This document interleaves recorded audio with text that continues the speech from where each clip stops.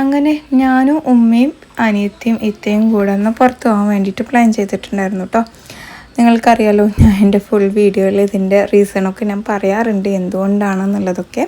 കാണാത്തവരുണ്ടെങ്കിൽ പോയി കാണാം. ഞങ്ങൾ ഓട്ടോ പിടിച്ചിട്ട് ഞാനും സിസ്റ്ററും കൂടി പോയി. ഉമ്മയും ഇത്തയും കൂടി മോർണിംഗ് തന്നെ പോയിട്ടുണ്ടായിരുന്നു കേട്ടോ.